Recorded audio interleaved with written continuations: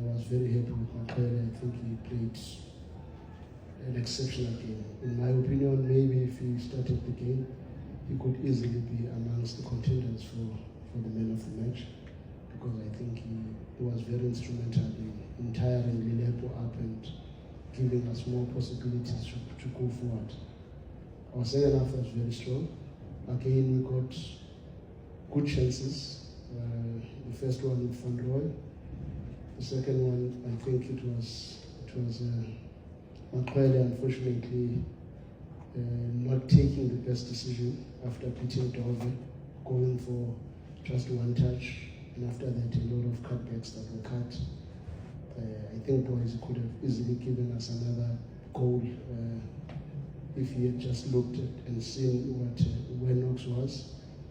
But overall, I think it was a brilliant performance, and I was happy with the mentality, because the team fought and tried very hard to make life difficult for the opponents.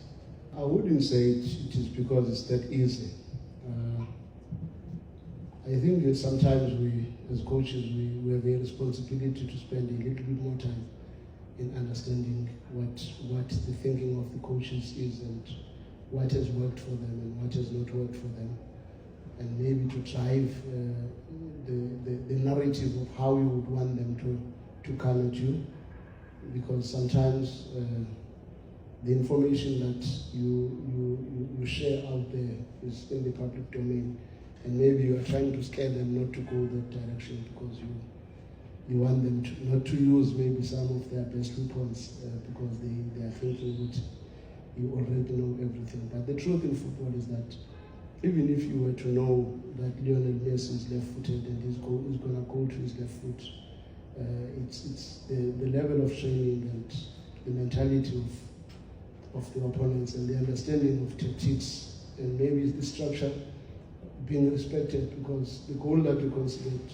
it was just one of those few moments where structurally we were imbalanced, because Gumbi, who played very well on the left channel, when he saw the ball played beyond Dlamini and Ndwadwe, he jumped to try and assist them, and when the ball was rotated to the other side to Caston, then it became very difficult for him to react. So it's not that it is that easy, but it's better when you know the composition of the team. I did not know how we got them.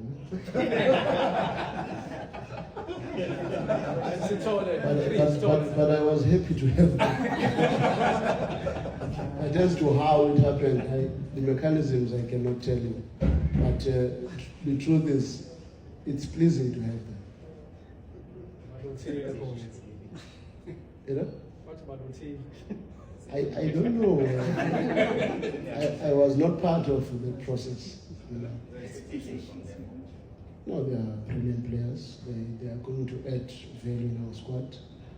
Even Sitole could have played today, but we felt physically we had put him under a lot of stress in the last 2 weeks, few days maybe, where we were really pushed most of these points to the limits, because we're trying to improve the condition of the team so that they can play this very intensive game, because they were not used to it. So we felt we might lose a player with such big muscles if we stretch him into a game of this intensity, and that's why he was not in the team. But we are very happy to have him as well. Boys, I rate him very highly. The way I rate him, I think he could easily play for any team in this country, and it's not something that I've only seen now that I'm working for Golden Arrows. I think if you can speak to him, he knows how much I've always wanted to have him around. But unfortunately, at times these things don't happen the way you want. I believe he's a national team material. And I will try the best I can to also speak to Hugo, just to look at him, because I honestly think he is in a class of his own, strong defensively, very powerful offensively, very intelligent. If you saw the first chance where he played the ball to Sibiya, that was a very difficult pass. And that could have easily created a goal in the early stages of the game. For me, he's an exceptionally gifted player, and I've used him in different roles. Against Sundowns, I used him to take care of Ribeiro from the half space, and he dealt with him very, very well. And today, in the game against Polokwane City, I used him on the side of Police, and he dealt with him very well. And in fact, even against Mnqithi, it was a big loss for me not to have him. I think he's a very, very good football player. I rate him very high. I don't put such targets on the team because then you make it very abstract. I always focus on the game that I'm going to play and try to give them the information that I think will be sufficient for them to win that match. Because the process will take care of itself. What we have to do tonight is to make sure that we just stick to the process of trying to get maximum points. And I was very unhappy in the game against Mnqithi because I think they were cheated. We had a very bad first half, and let's be honest, but our second half again was stronger. Then I want to win the next match, and the next match is also going to be as difficult, if not even more, against Chippa. So my responsibility as a coach is to prepare for one match at a time, and hopefully that will culminate into the team achieving whatever they might achieve if they collect as many points as possible. He's another boy that I've always been fond of. And if I can tell you the secret, there's a striker that I signed. If I could not sign that striker in another team, I would have signed Knox.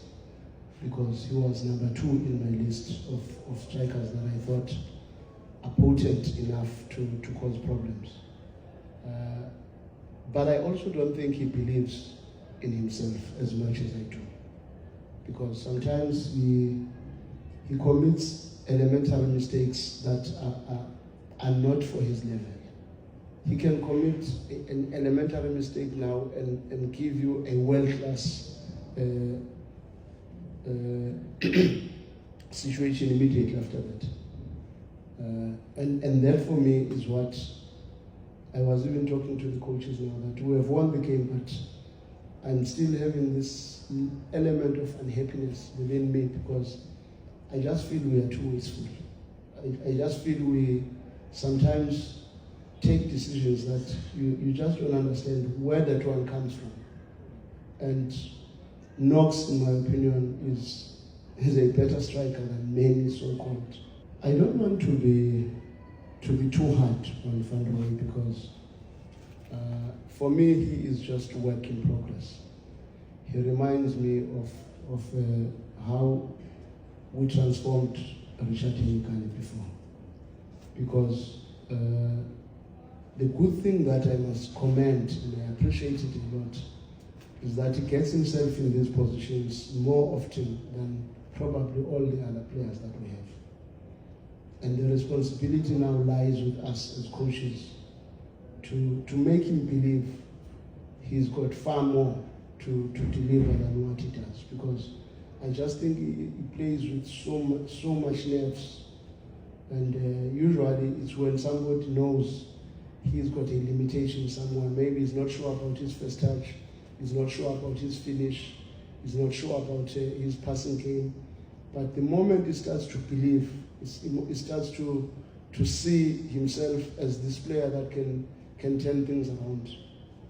You will be surprised that in the next few matches, maybe he's the one who will score 5-6 goals for us. So I'm a little bit patient with him because these very quick players sometimes have got tendencies of not focusing on the action, but already going beyond what is happening. Sometimes when you do passing drills, you can see that he's no longer looking at the quality of the pass that he's playing because he's already thinking about where he's supposed to run to, because his game is the race to make sure that I get there on time, more than concentrating on the fundamentals, which is to make sure that the pass from me gets to my teammate.